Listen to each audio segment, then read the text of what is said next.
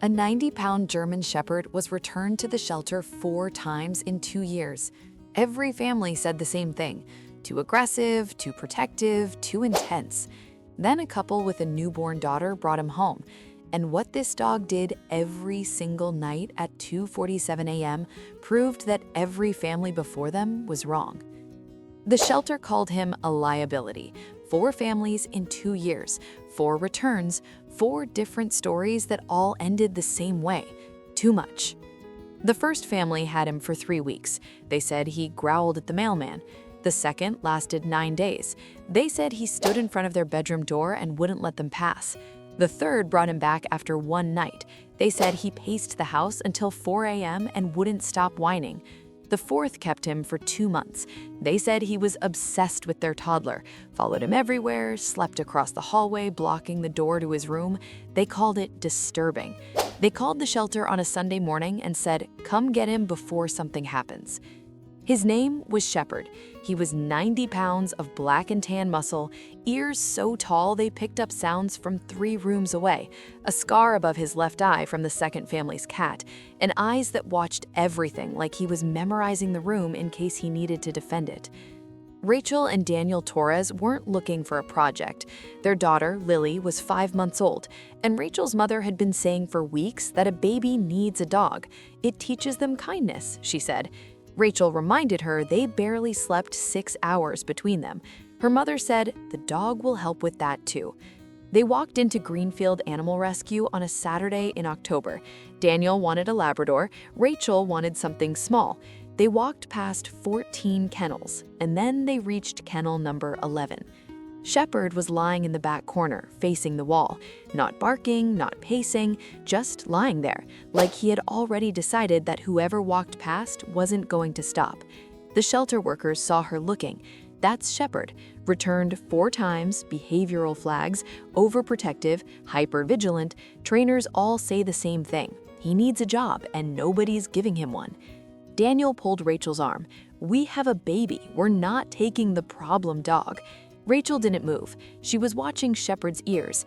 They had rotated toward her voice the moment she stopped walking. His body hadn't moved, but his ears were locked on her like satellite dishes. She stepped inside the kennel and sat on the concrete floor. Shepherd didn't move for 40 seconds.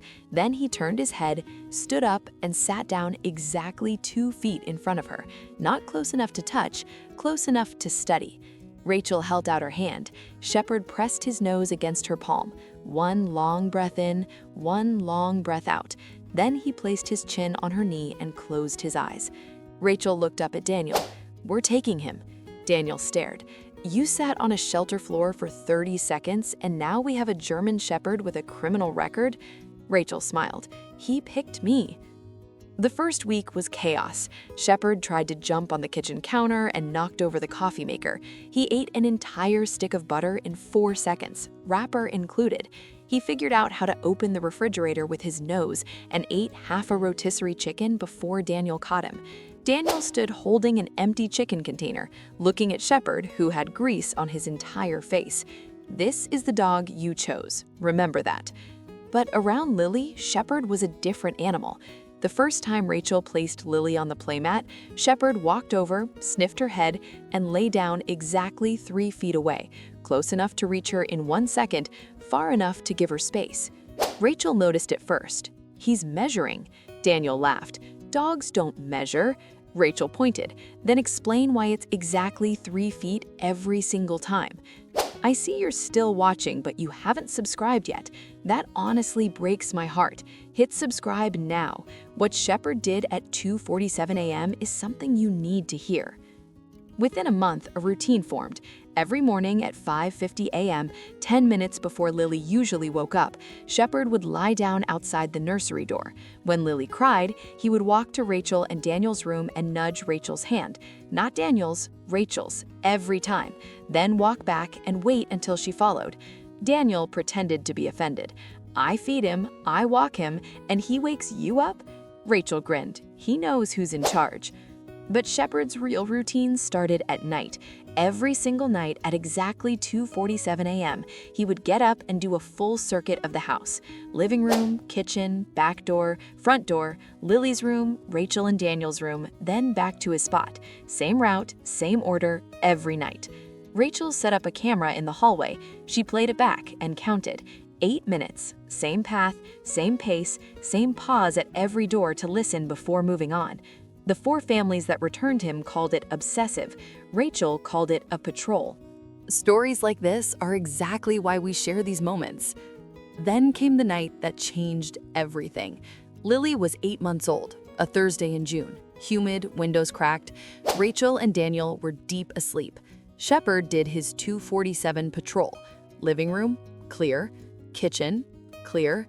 Back door, clear. Front door, clear. Lily's room. He stopped.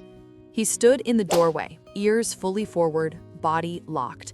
Then he let out a single bark that shook the hallway walls. Not aggressive, not panicked, commanding. Rachel was out of bed in 3 seconds. They found Shepard standing in the nursery doorway, his nose pointing toward the open window. And on the windowsill, coiled in the warmth of the humid night air, was a copperhead snake, 18 inches from the crib.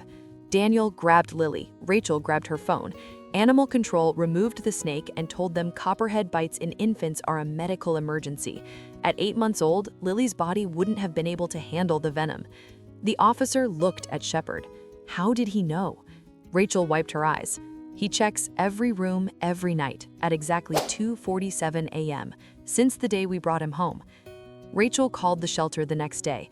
The overprotective thing, the hypervigilance, the pacing, the worker sighed. I know, I'm sorry. Rachel laughed. Don't be sorry. That thing you called a behavioral problem just saved my daughter's life. He wasn't broken. He was a German Shepherd doing exactly what German Shepherds were born to do. Every family before us just didn't give him anything worth protecting. Today, Lily is 2. Shepard is 6. She rides on his back across the living room, which he tolerates with the dignity of a soldier carrying a general. She feeds him Cheerios one at a time, and he takes each one like it's a medal. Her first word wasn't mama, it wasn't dada, it was Shep.